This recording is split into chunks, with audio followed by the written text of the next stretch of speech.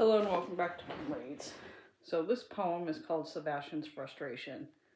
As King Triton's court musician, I write on commission, so I'll play a composition of my own.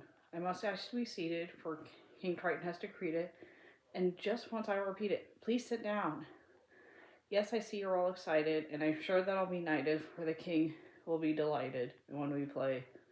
What, your xylophone needs tuning, the bassoonists are all swooning, the tuna fish is crooning, why today?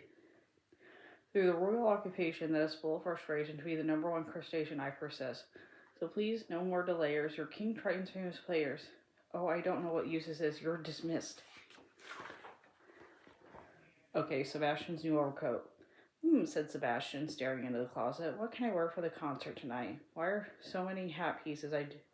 We are playing so many pieces. I do believe a new shell overcoat is in order. Sebastian went out and began to look carefully at the ocean floor.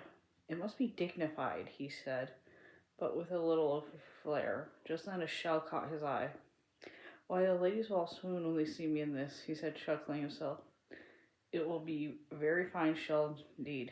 Shiny pink on the outside, creamy white on the inside. Sebastian tried it on. It fit splendidly over his own shell.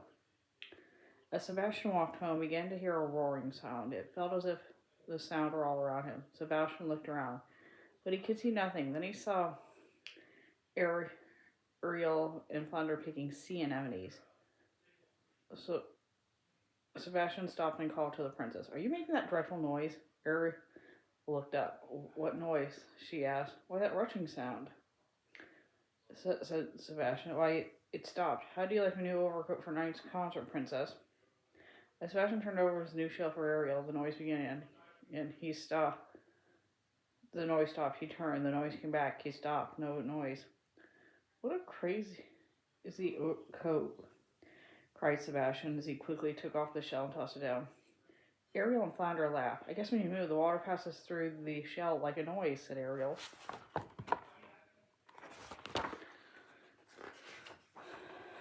Shh, princess, don't talk so loud. I have a headache. I'll see you at the concert tonight.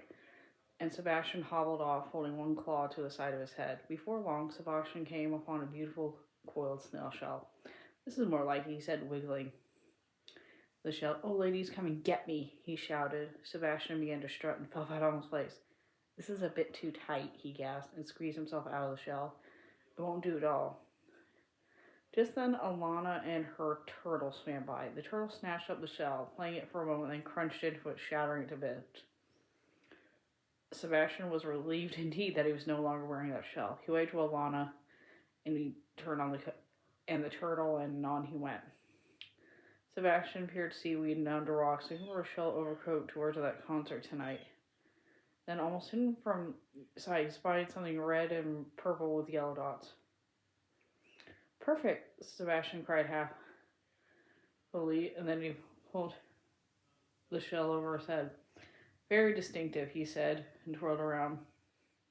No noise and quite a comfortable fit. Sebastian smiled. He danced a little jig. He pretended to tip his hat. He vowed he might have gone like that for a while if he hadn't heard a noise behind him. He turned and saw Aquata, Arista, Adrena, Atina, and Adela covering their mouths with heads as they howled louder. And what is so funny? Sebastian demanded, trying to hide his embarrassment, having caught admire himself. Sebastian, said Adrena, as gently as she could, don't you think that overcoat is a little too showy? The show, cried Sebastian. I must get to rehearsal. He jumped out of the shell and began to hurry off. He looked at the princess. Thank you, he said curtly and was off. I guess I'll have to conduct without an overcoat at all, said Sebastian. There is no more time to look for a new one. My old ones will simply won't do. At the end of the performance that night, everyone stood and clapped and clapped. King Triton made a small special announcement. Sebastian, for all your excellent music, he said, I present you with a small token of my esteem.